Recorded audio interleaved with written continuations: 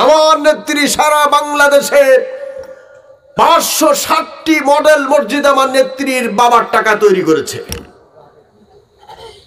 এই সব মিথ্যা প্রোপাগান্ডা তারা চালিয়েছে।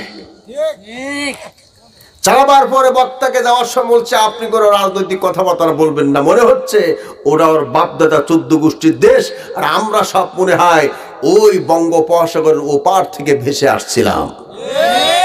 আমরা ভেসে আসা টুপা সেরার মতো মানুষগুলি আমরা ভাসতে ভাসতে ভাসতে ভাসতে কোন কুল কিনার আমরা পাচ্ছিলাম না।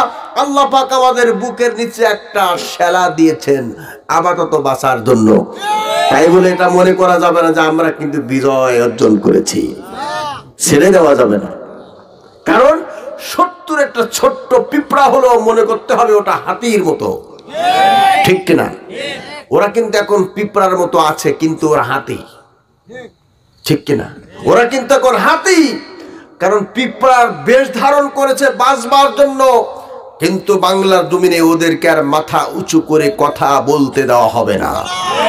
কোন মসজিদ, কোন মাদ্রাসায়, কোন শিক্ষা প্রতিষ্ঠানে, কোন গোরস্থান, কোথাও ওই বাতিলদেরকে আর কোন পদে রাখা যাবে না। এটা হলো বাংলাদেশের সমস্ত ওলামায়ে কেরামের স্লোগান। কারণ ওরা লুটে পেটে খেয়েছে, ওরা মানুষের উপরে নির্বিচার করেছে, জুলুম করেছে, মানুষের চোখ তুলে নিয়েছে। এই বৈষম্য বাংলাদেশে হয়েছে।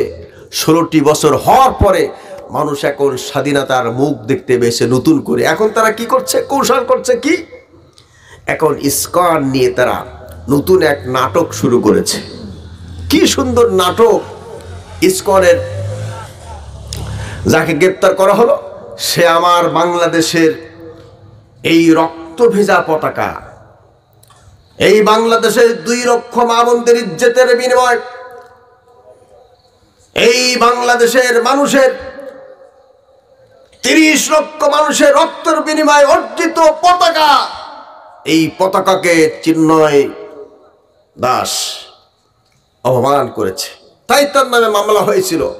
গত কয়েকদিন আগে তাকে গ্রেপ্তার কেন করা হলো?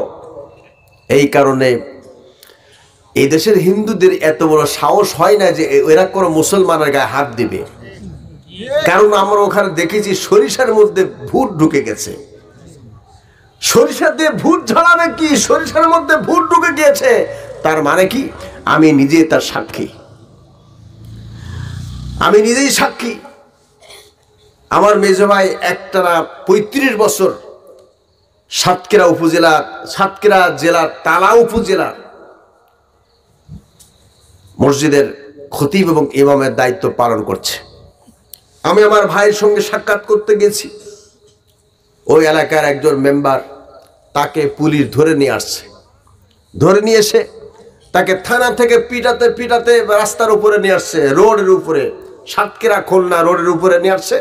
নিয়ে এসে তার 2 হাতে 2টা ইট ধরিয়ে দিয়েছে। ধরে দিয়ে সামনে যখন বাস আসছে তখন বাসের দিকে বলছে এই বাসের দিকে ইট মার। মেম্বার বলছে আমি জীবন দিব কিন্তু ইট মারবো না। ইট মারবি তারা হলে তোকে কোরাস পায়ে দিব। তাহলে বোঝা গেল তারা জোর করে আসামি বানিয়েছে। আবার মিছিল হচ্ছে। কি মিছিল? এদেশের জামাত আর বিএনপিরা তারা শান্তি মিছিল করছে। এই শান্তি মিছিলের মধ্যে ওদের লোক ঢুকে গেছে। ঢুকে গিয়ে ওদের ভিতর থেকে ককটেল বা বোমা হামলা করছে। এবার ওই বোমা হামলা থেকে পুলিশ বাধ্য হয়ে তারাও টিয়ার সেল নিক্ষেপ করেছে, গুলি নিক্ষেপ করছে। তার মানে ওরা বোঝাতে চেয়েছে যে এদেশের জঙ্গি, এদেশের মারামারি, কাটাকাটি, হানাহানি সব এই জামাত বিএনপির লোকেরা করে, আমরা সাধু। এটা প্রমাণ করতে গিয়ে নিজেরাই এখন নিজেদের ছকে ধরা খেয়ে গিয়েছে। বাধ্য হয়ে বাংলাদেশ ছাড়তে হয়েছে। এই পৃথিবীর ইতিহাস রচনা হয়েছে বাংলাদেশে প্রধানমন্ত্রী সূত্র 300 সংসদ সদস্য একসাথে পালিয়ে গেছে। পৃথিবীর ইতিহাসে কোনো নজির নাই। এই বাংলাদেশ তার প্রমাণ করেছে। ওরা ডালে ডালে পাতায় পাতায় শাখায় শাখায় বসে আমার ভোলাতে হিন্দুদের পূজা অনুষ্ঠানে গণেশের পায়ের উপরে বা হাঁটুর উপরে কোরআন শরীফ রাখবে, এটা কোনো হিন্দুর সাহস হয় নাই। এই রেখেছে ওই হেলমেট বাহিনী, ছিলেন তো তাদের না, আমি নাম নিতে চাই না, আমি নাম নিতে চাই না।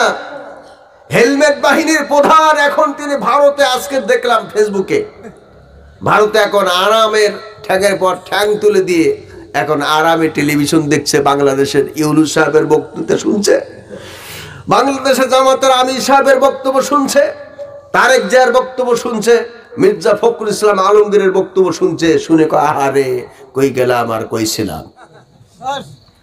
ঠিক কিনা?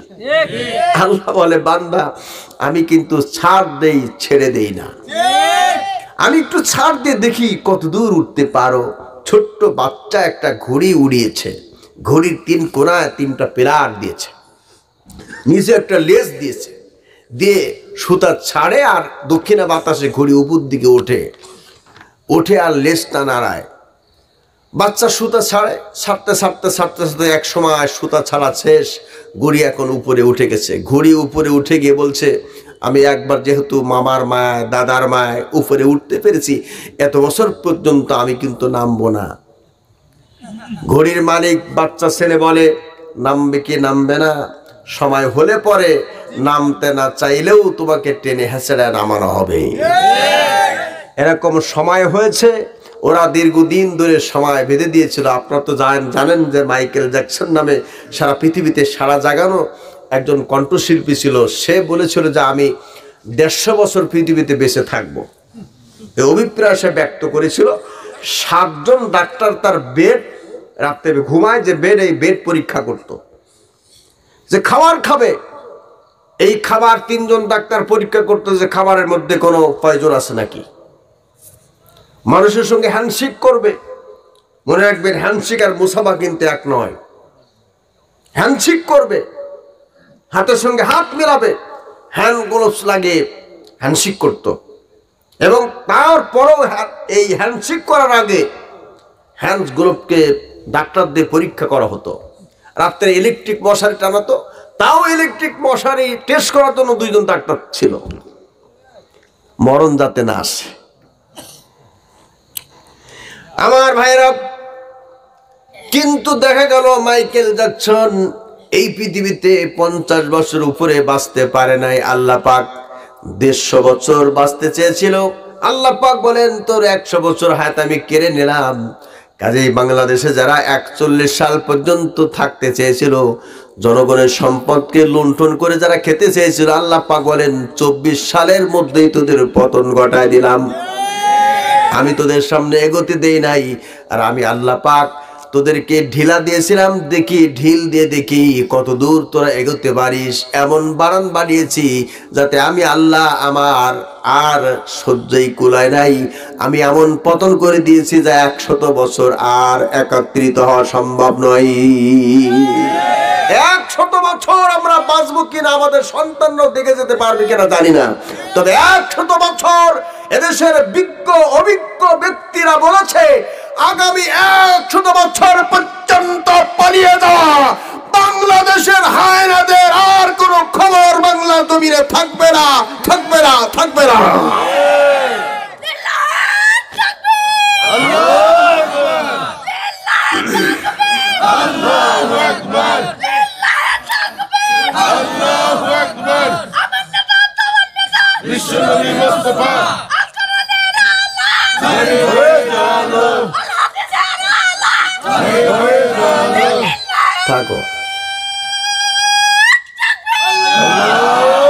আমি আপনার কাছে প্রশ্ন করেছিলাম আল্লাহ কি ঘুমায়? আসতে বলুন, আর একটু আসতে বলুন। আল্লাহ ঘুমায়? তাহলে আল্লাহ আছেন কোথায় সে প্রশ্নের উত্তর পেয়েছি কি পাই নাই? আল্লাহ ঘুমায় না তার প্রমাণ আল্লাহই দিচ্ছে।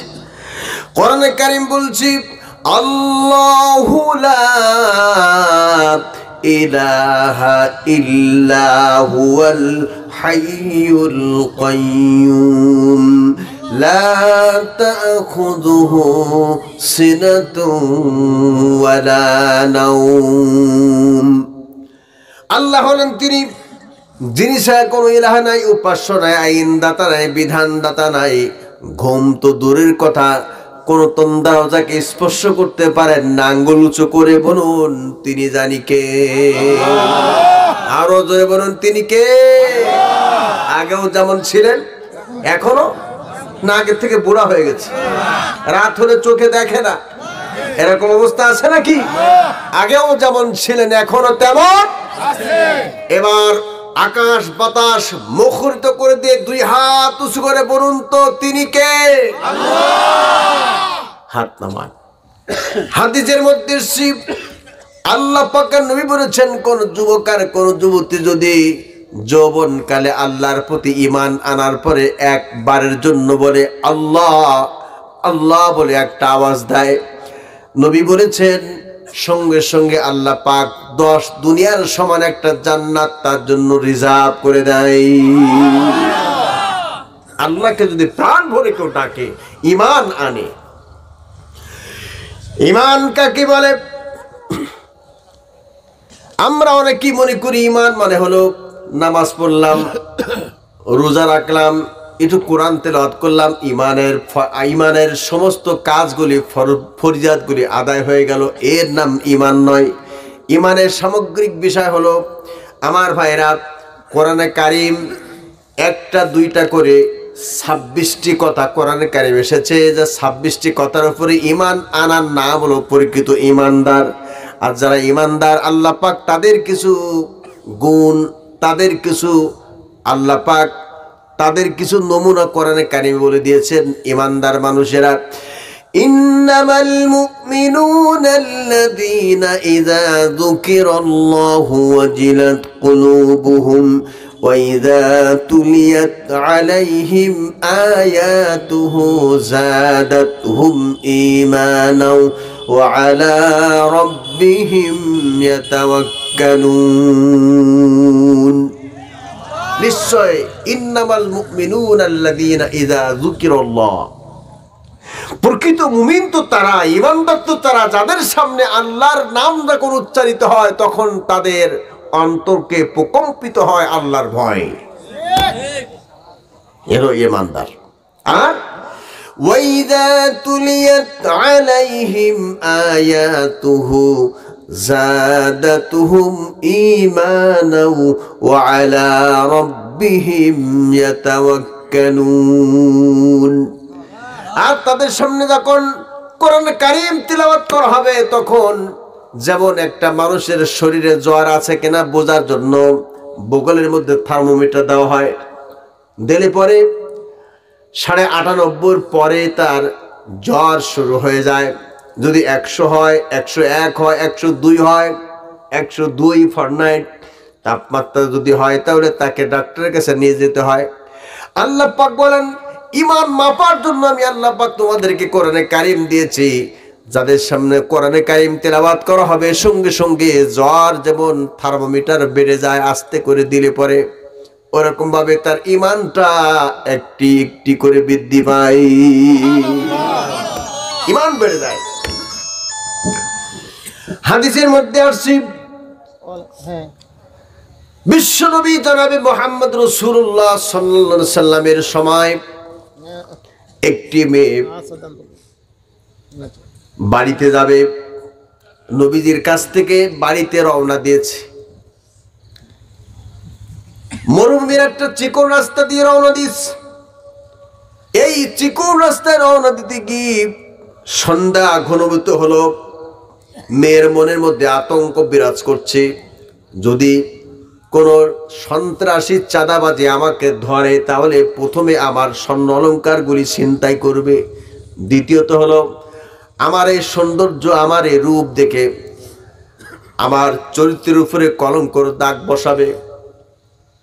মেয়েটি ভয়ে ভীত সন্তুষ্ট হয়ে পড়ল।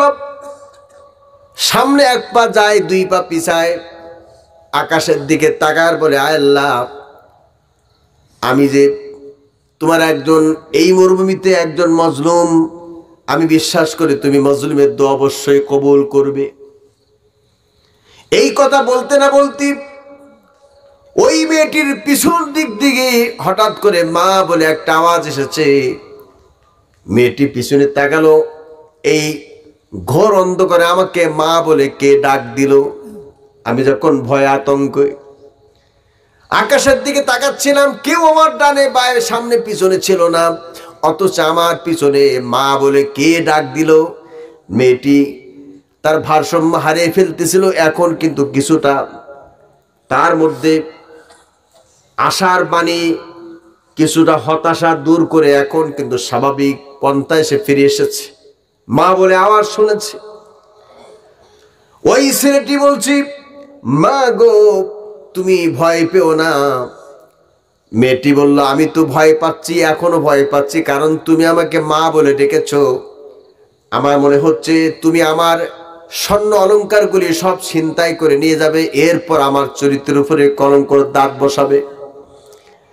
যুবকটি বলল, ও মা শুনে রেখে দাও, আমি কলঙ্কের দাগ কেন বসাবো, আমি কেন ছিনতাই করে নেব? আমি কিছুক্ষণ আগে বিশ্বনবী জনাবে মুহাম্মদ রাসূলুল্লাহ সাল্লাল্লাহু আলাইহি সাল্লামের হাতে হাত দিয়ে তাওহীদের কালিমা পড়ে মুসলমান হয়েছি। আমি একজন ঈমানদার। ঈমানদারের দায়িত্ব হলো মুমিনের জানমালের হেফাজত করা। মারে, আমি তো তোমাকে হেফাজত করতে এসেছি, আমি তো মুমিন, আমি আল্লাহ রাসূলের হাত থেকে কিছুক্ষণ আগে কালেমা পড়ে মুসলমান হয়ে এসেছি। মুমিনরা কখনো অন্যায়ভাবে কোন মানুষের উপরই নিপীড়ন করতে পারে না, জুলুম করতে পারে না।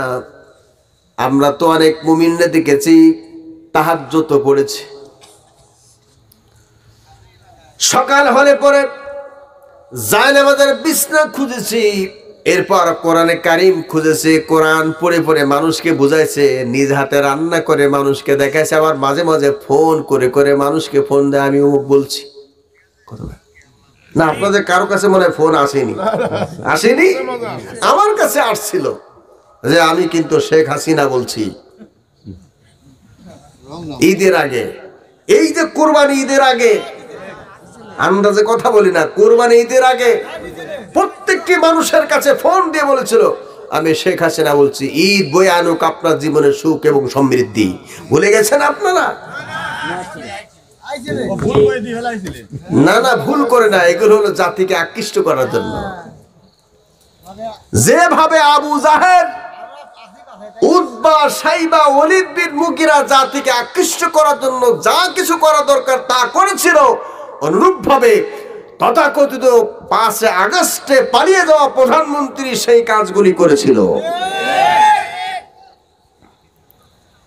মুমিন পরিচয় দিয়েছে, ইমানদার পরিচয় দিয়েছে। নির্বাচন আসলে পরে মাথায় পুট্টি বেঁধেছে, হাতে তসবিহ নিয়েছে, হাতের কবজি পর্যন্ত ব্লাউজ পরেছে, মানুষকে বুঝাইছে আমি কিন্তু মুমিন। মুমিন বটে, মুমিন বটে, মুমিন কিন্তু সেই মুমিন না। মুমিন হলো ভারতের মুমিন, ঠিক কিনা? যে দেশের প্রোডাক্ট সে দেশে চলে গেছে, ভারতের মুমিন ভারতেই চলে গেছে, ওটা মুমিন না, ওটা হলো পোশাকধারী মুসলমানের নামধারী মুনাফিক।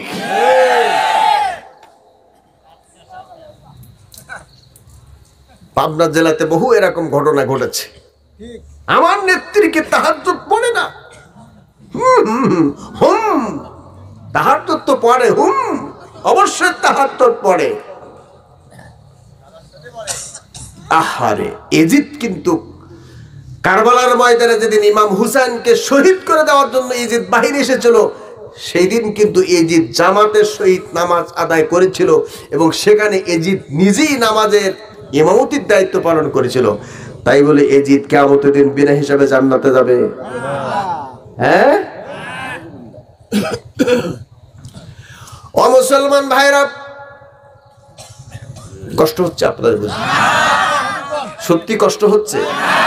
আমার থেকে তো আপনার ক্লান্ত পরিশ্রম তো নাই। আমার মুসলমান ভাইরা, ইমাম হুসাইন কি কারবালার ময়দানে শহীদ করে দিয়ে তার মস্তক নিয়ে গেল এজিদের দরবারে, আর বডি পড়ে থাকলো। ইতিহাস খুলে দেখুন, ইমাম হুসাইনের বলির সঙ্গে এমন বেয়াদবি করা হয় না, শুধু তার মস্তক নিয়ে মস্তকের উপরে লাঠি দিয়ে এজিদ বারংবার তার ঠোঁটের উপরে লাঠি দিচ্ছিল, আর পাশে একজন মুরব্বী দাঁড়ায় বলছিল, ও এই যে তুমি করো কি?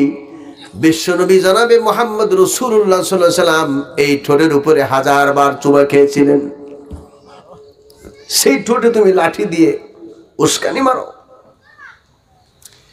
ও মুসলমানেরা,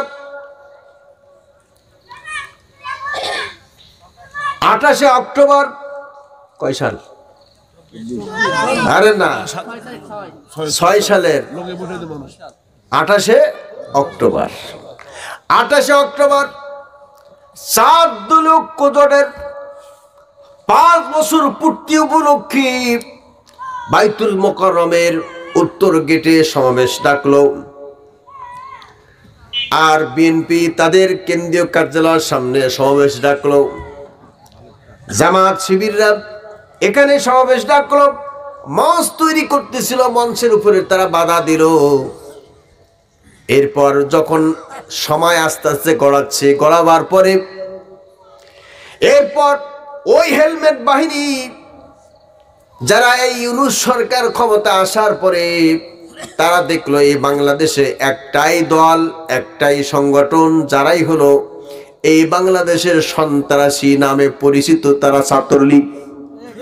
এই কথা বলে না? ছাত্রলীগ কিন্তু গোটা পৃথিবীর মধ্যে বাংলাদেশে সন্ত্রাসী একটি সংগঠন বলে নিষিদ্ধ হয়েছে। হয়তো আপনার মানুষের লোকেরা জানেন না, মনে হয় জানেন। সত্যি জানেন না? কে হাত তোলেন তো দেখে আমি বিস্কুট খাওয়াবো। ওই যে জানেন না, এরপরে আপনারা আমার সঙ্গে থাকবেন, আমি আপনাদের বিস্কিট খাওয়াবো। জানেন না? আমার মুসলমান ভাইয়েরা, এবার ওই দিন বাইতুল মুকাররমের উত্তর গেটের সামনে আমার ভাই মুজাহিদ, ওই মুজাহিদকে তারা ঘিরে ফেললো। আমরা সেদিন দিগন্ত টেলিভিশনের পর্দায় দেখছিলাম, দিগন্ত টেলিভিশনের পর্দায় দেখছিলাম পাঞ্জাবি পরিহিত আমার ভাইকে লাঠি দিয়ে পিটাতে পিটাতে ভূত হয়ে পড়ে গেছে। যাওয়ার পরে ওই পড়ার সঙ্গে তো মরা শেষ, এরপরও তারা বরদাস্ত করে নাই, সাপের মতো করে পিটাইছে। পিটাবার পরে তারা ক্ষান্ত হয় নাই, মৃত্যু লাশের উপরে দাঁড়িয়ে দাঁড়িয়ে তারা আনন্দ উল্লাস করেছিল। আর দৌড়ে গিয়ে আল্লাহর কোরআনে তারা আগুন লাগিয়ে দিয়েছিল এবং দোষ চাপে দিয়েছিল জামাত শিবিরের উপরে। আমার ভাইরা, ওই সময় 1000 মা তারা কেঁদেছে তাদের সন্তানকে বুকিরে, কিন্তু মামলা দায়ের করতে পারে নাই। আমার মুসলমান ভাইরা, শাপলা চত্বরে কওমের সমস্ত উলামায়ে কেরাম শাপলা চত্বরে যখন গণজমায়েত করলো, সৈয়দ আশরাফুল সাহেব তখন ছিলেন, যিনি কাউয়া কাদের নামে পরিচিত, ওই জায়গায় তিনি ছিলেন। ছিলেন তো কাউয়া কাদের? ওর পর্দা আশরাফুলের পর্দাই ছিল। সন্ধ্যার ভিতরে যদি শাপলা চত্বর পরিষ্কার না হয়, কিভাবে পরিষ্কার করতে আমাদের জানা আছে। তার মানে তাদের চিরচরিত মানুষ মারার অভিজ্ঞতা তাদের ছিল। এই জন্য তারা সন্ধ্যার পরে মারে নাই, গভীর রাত্রি ব্রাশ ফায়ার করে তারা মেরে মেরে ট্রাক ভরে ভরে আর্মিদের ক্যান্টনমেন্টের ভিতরে নিয়ে বালির মধ্যে চাপা দিয়ে হাজার হাজার আমার ভাইদেরকে তারা শহীদ করে দিল। সকালে রাস্তা ধুয়ে সাফ করে দিচ্ছে, মনে হচ্ছে যেন গরু জবাই করেছে, তার রাস্তা ধুয়ে সাফ করে দিচ্ছি। আমার ভাইরা, এই দেশে আজ পর্যন্ত এখনো মামলা দায়ের করতে পারে না, কারণ বাবা মামলা দায়ের করতে গেলে তার উপরে আরো 5টা মামলা তারা চাপাই দিতে চাইছিল। মামলা কেউ দায়ের করতে পারে নাই। আমার দেশের বিশ্বজিৎকে যখন রামদাও দিয়ে কোপানো হচ্ছে, বিশ্বজিৎ বলছে আমি কিন্তু শিবির নয়, আমাকে মারবেন না, আমি একজন হিন্দু। মানে শিবির হলে তারে কোপাতে হবে, আমি শিবির না, আমি হিন্দু। তারপরে রামদাও দিয়ে তারে কোপায় হত্যা করা হয়েছিল। ও ভারতের দাদা বাবুরা, যেদিনকে বিশ্বজিৎকে কোপানো হয়েছিল, তোমাদের তো তোমাদের নিজেদের জাত বংশ। সেদিন তোমরা কোথায় ছিলে? সেদিন তোমরা কোথায় ছিলে? ওই বিশ্বযুদ্ধকে কুপার হলো, এরপর বাংলাদেশের নিরীহ মুসলমানদের সন্তানদেরকে গুলির পরে গুলি চালিয়ে বুকটা ধাঁচা করে দিল। অনেক মা তার এই মৃত সন্তানকে বুকে নিয়ে কেঁদেছিল। আল্লাহ পাক বলেন, আমি দুনিয়ার সমস্ত মায়ের জাতিদেরকে আমি সান্ত্বনা দিয়েছি, আমার ফেরেশতাও তাদের সালাম জানিয়েছে। মালেকে ভাইয়ের মা, কাসেম ভাইয়ের মা, সাব্বির ভাইয়ের মা, বেলাল ভাইয়ের মা, মাসুম ভাইয়ের মা, ও শিপন ভাইয়ের মা, জসিম ভাইয়ের মা, মুজাহিদ ভাইয়ের মা, তোমরা বড়ই ভাগ্যবতী, আনলে ধরাই দিনের জ্যোতি, সালাম জানাই তোমায় ফেরেশতা মা, সালাম জানাই তোমায় ফেরেশতা। কেউ হারিয়ে ছেলে আর কেউ হারিয়ে ভাই, কেউ হারিয়ে দিনের সাথী নিশ্চয় ধরায়, কেউ হারিয়ে ছেলে আর কেউ হারিয়ে ভাই, কেউ হারিয়ে দিনের সাথী নিশ্চয় ধরায়। তাদের স্মৃতি অন্তরে কেঁদে কেঁদে গুমরে মরে, বুক ভেঙে যায় কান্না ফুরায় না মা, বুক ভেঙে যায় কান্না ফুরায় না। মালেকে ভাইয়ের মা, কাসিম ভাইয়ের মা, সাব্বির ভাইয়ের মা, বেলাল ভাইয়ের মা, মাসুম ভাইয়ের মা, ও শিপন ভাইয়ের মা, জসিম ভাইয়ের মা, মুজাহিদ ভাইয়ের মা, তোমরা বড়ই ভাগ্যবতী, আনলে ধরাই দিনের জ্যোতি, সালাম জানাই তোমায় ফেরেশতা মা, সালাম জানাই তোমায় ফেরেশতা। আন্দোলনের ডাকে তারা জাগ্রত সব প্রাণ, জীবন দিয়ে রেখেছিল আল কোরআনের মান। ঠিক কিনা? জোরে বলো ঠিক কিনা? আমরা কি করলাম? আন্দোলনের ডাকে তারা জাগ্রত সব প্রাণ, জীবন দিয়ে রেখেছিল আল কোরআনের মান। দিনের বিজয় আনতে যারা সদাই ছিল পাগল পাড়া, আরশ ছায়ায় তাদের ঠিকানা মা, আরশ ছায়ায় তাদের ঠিকানা। মা গো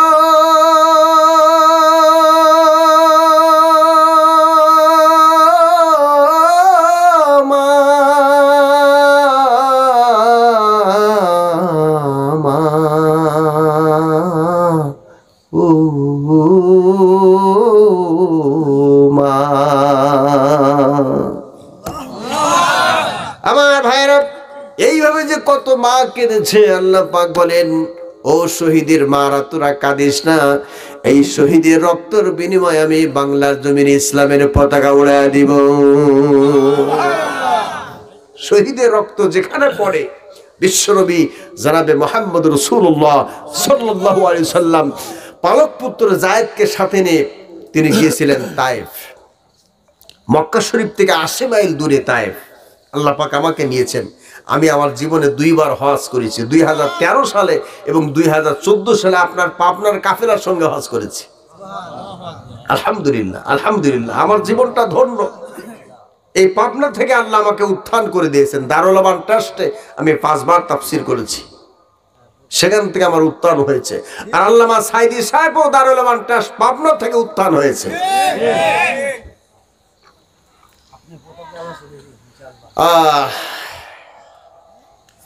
আমি তায়েফে যখন গিয়েছি, রাসূল কারীম সাল্লাল্লাহু আলাইহি সাল্লামের স্মৃতি বিজড়িত তায়েফে আল্লাহ রসুল এই কথাটুকু বলেছিলেন তায়েফের ময়দানে। আর কোনো কথা বলে নাই যে আমি এখানে বাড়ি করব, ঘর করব, বসবাস করব। আমি কিছু ক্ষেত খামারে লাগাবো, এই কথা আল্লাহ রসুল বলেন নাই। তায়েফের ময়দানে আল্লাহ নবী শুধুই কতটুকু বলেছিলেন, লা ইলাহা ইল্লাল্লাহু মুহাম্মাদুর রাসূলুল্লাহ। লক্ষ্য করেন, আল্লাহ নবী একটা উঁচু পাহাড়ের উপরে নবীজি দাঁড়িয়ে, নবীজির সঙ্গে ছিলেন নবীজির পালক পুত্র যায়েদ। নবীজি আগমন করলেন আর এই সুন্দর বাণী তিনি পৌঁছে দিলেন। আর নবীজির আগমনের কথা শুনে সেই সময় তায়েফের যত দুষ্টু লোক ছিল তাদের ছেলেরাও ছিল দুষ্টু। এই দুষ্টু ছেলেরা একাত্রিত হওয়ার পরই আল্লাহ নবীর দিকে তাকায় সর্বপ্রথম কুসাইর নামে একজন কাফেরের পুত্র দাঁত দুটার সামনে বের করা। যায়েদ বলেন, আমি সচক্ষে দেখলাম আল্লাহ নবীর দিকে লক্ষ্য করি দূর থেকে পাথর নিক্ষেপ করলো। ওই পাথর কানা আমার নবীদের ডাল চলে লেগে গেল। ডান পাশে চলে লাগার সঙ্গে সঙ্গে গোশতগুলি কেটে নিচের দিকে ঝরে পড়ল, রক্ত রঞ্জিত হয়ে গেল। নবীজির দাড়ি মোবারক, নবীজির জুব্বা মোবারক রক্ত রঞ্জিত হয়ে গেল। নবীজির জুতাগুলি রক্তে ভিজে গেল, জমাট বেঁধে গেল। আল্লাহর নবী বিশ্ব নবী জানাবে মুহাম্মদ রাসূলুল্লাহ সাল্লাল্লাহু আলাইহি ওয়াসাল্লাম তাদেরকে বললেন, তোমরা কি অপরাধে আমাকে মেরেছো? আমি কি তোমাদের জমি দখল করতে আসছি নাকি? আমি তোমাদের পৈতৃক সম্পত্তির উপরে আক্রমণ করতে আসছে নাকি? তোমরা আমাকে কোন অপরাধে মারলে? তারা কোনো অপরাধের কথা বলে নাই, তারা শুধু বলেছে তুমি কেন কলেমার দাওয়াত দিয়েছো, এই অপরাধে তুমি কেন এসেছো, তাই আমরা তোমাকে মেরেছি। আল্লাহ নবী বিশ্ব নবী দুই কান হাত তুলে বললেন, রব্বুল আলামিন, আমি কোনো প্রতিশোধের নীতি বিশ্বাস করি না। আমি তোমার পক্ষ থেকে পাঠানো সেই নির্দেশনা নিয়ে আমি তায়েফের ময়দানে এসে বলেছি, লা ইলাহা ইল্লাল্লাহু মুহাম্মাদুর রাসূলুল্লাহ। এই দাওয়াত দেওয়ার কারণে তোমরা আমার উপরে যে কঠিন নির্যাতন করলে, নবীজির চলটা ছিঁড়ে নিচের দিকে ঝুলে পড়লো। আল্লাহ রাসূল চলের উপরে হাত দেয়, রক্ত লাল হয়ে যায়। নবীজি রক্ত মাখা শরীর নিয়ে বলল, ওই জাতি কখনো সফল কাম হতে পারে না যে জাতি তার নবীর রক্ত ঝরায়। এরপর তারা পালাক্রমে পাথর মারতে লাগলো। কুসাইর একবার আসে, উজাইর একবার আসে, ফুজাইল একবার আসে। এসে তারা পাথর মেরে পালাক্রমে পাথর মেরে মেরে চলে যায়। এমন অবস্থার ভিতরে আল্লাহ নবী জ্ঞান হারা হয়ে পড়ে গেলেন। নবীজি পড়ে যাওয়ার পরে কাফেরের দুষ্টু ছেলের নবীকে বাহু দূরে দাঁড় করিয়ে দেয়। পিছন দিক দিয়ে আবারও পাথর মারে, সামনের দিক দিয়ে পাথর মারে, নবীজি আবার পড়ে যান। এইভাবে করে নবীজি তিনবার জ্ঞান হারা হয়ে পড়ে গিয়েছিলেন। পড়ে যাওয়ার পরে যে তিন জায়গায় নবীজি পড়ে গিয়েছেন, এখনো যারা মক্কা মদিনা যাবেন, উমরায় যাবেন বা বড় হজে যাবেন, তারা দেখে আসবেন তায়েফের ময়দানে তিনটা পিলার, সবুজ রঙের পিলার এখনো বানানো আছে। তিন জায়গায় নবীজি রক্ত ঝরিয়ে তিনি জ্ঞান হারা হয়ে পড়ে গিয়েছিলেন। আমার নবী বুঝিয়েছেন এই কথা, আমি বিশ্ব নবী রক্ত দিয়েছি বলি সেই রক্তের বিনিময়ে তায়েফের ময়দানে ইসলামের পতাকা উড়েছে, গোটা মক্কা মদিনা ইসলামের পতাকা উড়েছে। অনুরূপভাবে বাংলার জমিনে বিভিন্ন ডিস্ট্রিক্টে, বিভিন্ন উপজেলায়, বিভিন্ন ইউনিয়ন, বিভিন্ন ওয়ার্ডে যেমন আল্লাহর কোরআনের প্রেমিকদের রক্ত ঝরেছে, তাদের রক্তের বিনিময়ে এদেশে ইসলামের পতাকা অবশ্যই উড়বে। আল্লাহু আকবার। কোন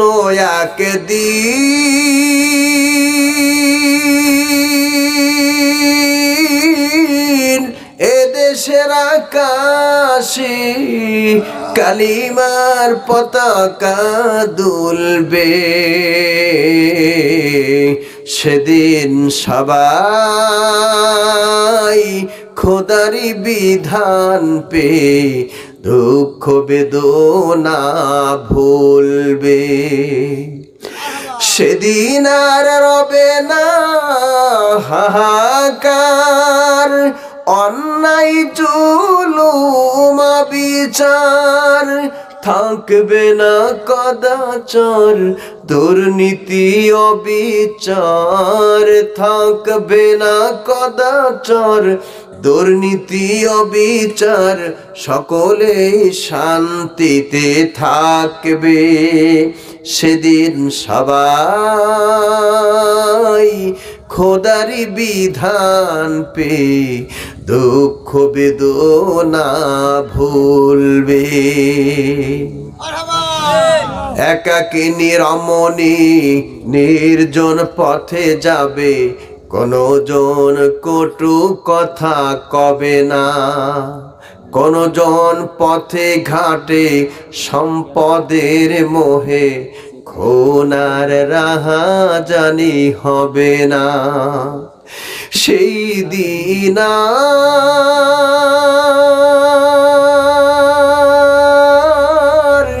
নেই বেশি দূরে, আর কিছু পথ গেলে মিলবে। সেদিন সবাই খোদারি বিধান পে দুঃখ বেদনা ভুলবে। রব্বুল আলামিন, তোমার কাছে আমাদের হৃদয় ভরা দাবি হলো, এই বাংলার জমিনে রক্ত ঝরেছে। আল্লামা দেলোয়ার হোসেন সাঈদী 53 বছর ধরে কোরআনের খেদমত করে শেষ পর্যন্ত 1 লক্ষ নারী ধর্ষণের মামলা দিয়ে তাকে কারাবন্দী করে রাখা হলো। এরপর তাকে এই মামলা থেকে সামান্য একটু শিথিল করে দিয়ে আমরণ কারাদণ্ড দিল। শেষ পর্যন্ত ইনজেকশন পুশ করে তাকে দুনিয়া থেকে বিদায় করে দেওয়া হলো। আল্লাহ, তাদের রক্তের বিনিময়ে তুমি বাংলার জমিনে ইসলামের পতাকা উড়ায় দাও। আমরা এই জিনিস যদি দেখতে পারি যে বাংলার জমিনে ইসলামের পতাকা উড়েছে, এই দৃশ্য দেখে মরা তৌফিক যেন আল্লাহ পাক আমাদের সকলকে দান করেন। সবাই চান তো? সবাই সত্যি কি চান? এখন আসুন, মাঝে একটা কথা আমি আপনাদের বলতে বলতে অন্য লাইনে চলে গেছিলাম। বাংলাদেশে আপনাদের পাবনা জেলায় একটা মডেল মসজিদ আছে, জানেন কোথায় আছে না? হ্যাঁ, এই মডেল মসজিদ বাংলাদেশে 560টির মধ্যে একটি। 560টি মডেল মসজিদ আমাদের দেশের টাকায় তৈরি হয়েছে, এই কথা আমরা শুনেছিলাম।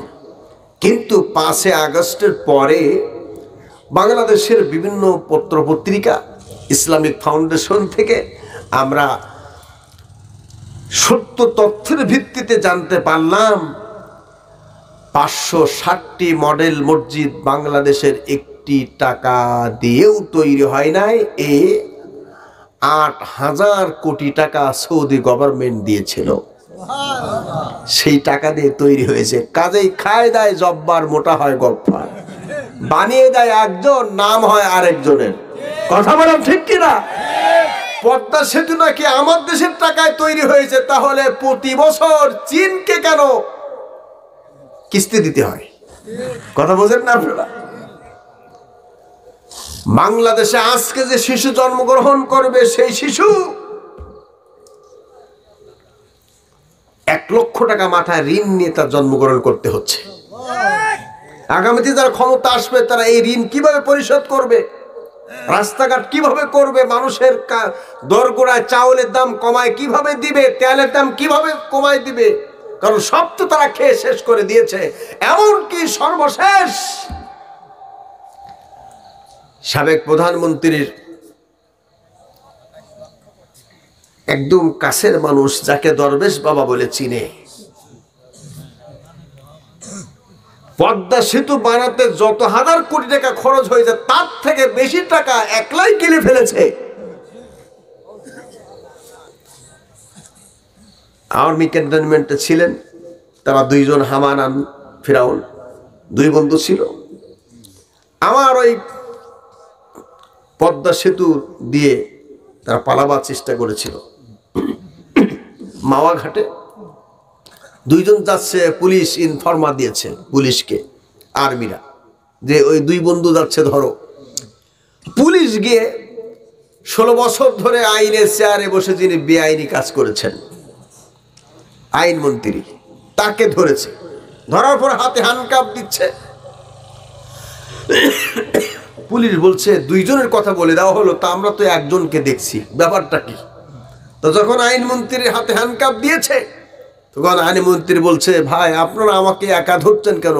আমার পাশেই তো হামান বন্ধু বসে আছে। পুলিশ তাকায় তাকায় দেখে কই কিরিনান সাহেব, না মুছি না চাড়ান, বুঝবো কি করে? তার মানে হলো নিজে বেঁচে থাকার জন্য, বেঁচে যাওয়ার জন্য দাড়িটাও ফেলে দিয়ে ক্লিন শেভ হয়েছিল, তারপরেও বাঁচতে পারে নাই। সুতরাং বাংলার দেশে যতগুলো অপকর্ম তারা করেছিল, সব অপকর্ম একটা একটা করে বের হয়ে যাচ্ছে। একটা অপকর্ম ওরা জমিনে দাফন করে রাখতে পারবে না, সব বের হয়ে যাবে ইনশাআল্লাহ। এই আজকের যে মসজিদের উদ্যোগে এই মাহফিল, এই মসজিদে যদি 1 টন চাউল এসেছে, 1 টন মানে হলো 1000 কেজি, বোঝেন না আপনারা? 1000 কেজিতে 1 টন, 1 টন চাউলের দাম বা কত হবে? 1000 কেজি আপনি মনে করলাম 50 টাকা কেজি, তা 50 গুণ 1000 দিন কত হয়? কত? আমি মনে করলাম 30,000 টাকা ধরলাম। 30,000 টাকা তুলতে যদি আপনার ওখানে 10,000 টাকা দিয়ে আসতে হয় ঘুষ, তাহলে থাকলো কোথায়? ঠিক কিনা? এই মসজিদ থেকেও তারা খেয়েছে, এমনকি ভিক্ষুকের টাকাও তারা মেয়ে খেয়েছে। যে কাজটি ফেরাউন করে নাই, ফেরাউন প্রতিদিন 70,000 মানুষকে লঙ্গরখানায় খেতে দিত, সব কুড়া কাছা খেয়ে শেষ পর্যন্ত হজম করতে পারে নাই। আল্লাযীনা ইয়াকুলুনাল ইয়াতামা যুলমান ইন্নামা ইয়াকুলুনা ফি বুতুনিহিম নারা। আল্লাহ পাক বলেন, যে যারা এতিমের মালকে খায়, তারা তো আসলে মাল খায় না, তারা জ্বলন্ত জাহান্নামের আগুন তারা পেটের মধ্যে ঢুকায়। সুতরাং তারা এতিমের মালও খেয়েছে, দেশের সম্পদ লুণ্ঠন করেছে, মসজিদ মাদ্রাসার সম্পদকে লুণ্ঠন করে খেয়েছে। সমস্ত অপকর্মগুলি তারা করে শেষ পর্যন্ত এখনো যে রেল মন্ত্রণালয়ের যারা লুটিবেটে খাচ্ছে, তাদের এখন কিছু প্রেতাত্মা বসে আছে অল্প কিছু জায়গায়, আস্তে করে তাদেরকে সরানোর পরিকল্পনা হচ্ছে। আমি আগেই বলেছি, সমস্ত মসজিদগুলি মাদ্রাসাগুলি বাতিল মুক্ত করতে হবে। কারণ আল্লাহ পাক কোরআনে কারিমে বলেছেন, সূরা তওবার 18 নম্বর আয়াত আপনি আগামীকাল দেখবেন, আমি আপনার কোট করে দিলাম। ইন্নামা ইয়া'মুরু মাসাজিদাল্লাহ মান আমানা বিল্লাহ ওয়াল ইয়াউমিল আখির ওয়া আকামাস সালাতা ওয়া আতাস যাকাতা ওয়া লাম ইয়াখশা ইল্লাল্লাহ। এই গুণ বিশিষ্ট যে গুণ থাকবে, এই গুণ বিশিষ্ট লোকগুলি শুধুমাত্র মসজিদ কমিটির দায়িত্বে আসতে পারে। 1 নম্বর হলো তারা বিশ্বাস করবে কার উপরে? আল্লাহর উপরে। আল্লাহর উপরে। আচ্ছা আপনারা বলেন, যাদের মধ্যে আছে ধর্ম নিরপেক্ষতা, তারা কি আল্লাহকে বিশ্বাস করে? তারা কি তাদের তো কোনো ধর্মই নাই, পরকাল বলতে তাদের কিছু নাই। খাও দাও ফুর্তি করো, দুনিয়ায় আমোদ ফুর্তি করো, খাও দাও, হন্নমালা বাজাও, মারা গেলে ভ্যান চালায় খাবো, এই হলো তাদের কর্ম। কাজেই তারা কখনো কোনো ভালো কাজের আঞ্জাম দিতে পারে না। তাই এই সমস্ত মসজিদগুলিকে চালু রাখার জন্য এই এলাকার গ্রামগঞ্জের খেটে খাওয়া মানুষ, ভ্যান চালক, রিক্সা চালক, দিনমজুরি, খেটে খাওয়া চাকরিজীবী, ব্যবসায়ী, এই সমস্ত লোকেরা ক্ষুদ্র ক্ষুদ্র কিছু কিছু দিয়ে এই মসজিদগুলি চালু রাখে। ঠিক ঠিক। এই মসজিদগুলি রাস্তায় দাঁড়িয়ে দাঁড়িয়ে মানুষের কাছে ভিক্ষার ঝুলির মতো করে নিয়ে মাহফিল দিয়ে, মসজিদের উন্নতি কল্পে মাহফিল দিয়ে দিয়ে এই মসজিদগুলি আপনার সচ্ছল রাখা হয়। ইমাম মুয়াজ্জিনের বেতন, মসজিদের ছাদ, মসজিদের অন্যান্য খরচ, বিদ্যুৎ খরচ সব কিন্তু এ সবাই মানুষের টাকা দিয়ে, সাধারণ মানুষের টাকা, পুরুষ এবং নারীদের টাকা দিয়ে এই মসজিদগুলি চলে, ঠিক কিনা?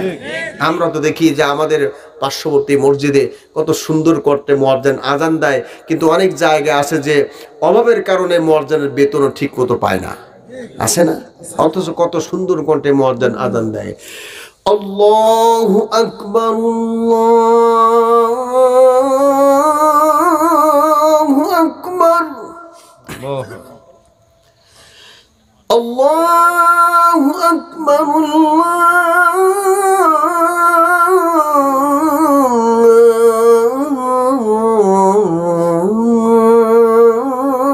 আল্লাহু আকবার। আশহাদু আল্লা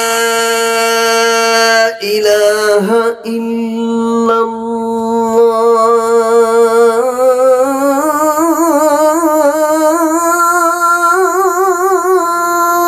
মারহাবা। আশহাদু আল্লা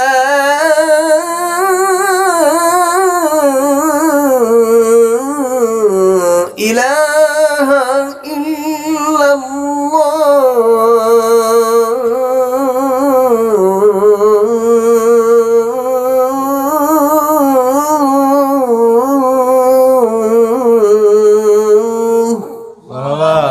আপনার মনে হয় খুশি না? সত্যি কি খুশি? যদি খুশি হয়ে থাকেন তাহলে একটু হাত তুলে দেখান তো কারা কারা খুশি। না, যেভাবে হাত তুললেন তাতে মনে হচ্ছে আপনার অর্ধেক খুশি। এইভাবে হাত তুলছেন, এই যে মাথার কিছুটা উপরে উঠছে, আল্লাহর গোলামের মতো একটু হাত টান টান করে দেখান তো কারা খুশি। আমাকে একটু থ্যাঙ্কেও দিন। এইভাবে হাত নাড়া দেন। জীবনে কত ফুল বাগান দেখছি, এত সুন্দর ফুল বাগান আমরা কখনো দেখছি? আরে কেউ লাগায় নাই ফুল বাগান, কে লাগিয়ে দিয়েছে? আরো জোরে বলুন, কে লাগিয়ে দিয়েছে? আমরা এক মিনিট সময় হাত উঁচু করে ধরতে আমাদের কষ্ট হবে খুব বেশি? তাহলে আমরা হাত তুলি এবং সবাই একটু চক্ষু বন্ধ করে নামাজের ওয়াদা করি। সবাই হাত লম্বা করে দিয়ে আমার সঙ্গে বলুন, আয় আল্লাহ। আরো জোরে আওয়াজ, আল্লাহ শব্দ উচ্চারণ করতে হবে খুব জোরে, আয় আল্লাহ। আমরা আজান শুনেছি, খুশি হয়েছি। আল্লাহ তুমি আমাদের সকলকে নামাজি বানিয়ে দাও, বলুন আমিন। হাত নামাবেন না, আমি একটা প্রশ্ন করে হাত নামাতে বলবো। প্রশ্ন হলো, একটু আগে আমরা যে আজানের লব্জ শুনেছি, এই আজানের একটা লব্জ যদি এক পাল্লা তোলা হয়, আরেক পাল্লায় যদি 7 তবক জমিন আসমান তোলা হয়, কোন পাল্লা ভারী হবে? আজানের পাল্লা ভারী হবে। জোরে বলুন না ভাই। তাহলে এখানেই তো প্রমাণিত হচ্ছে যে 7 তবক জমিন আসমান যদি 10 বার বিক্রয় করা হয়, একটা আজানের লব্জর মূল্য কি আদায় করা সম্ভব হবে? হবে না। কিন্তু আমাদের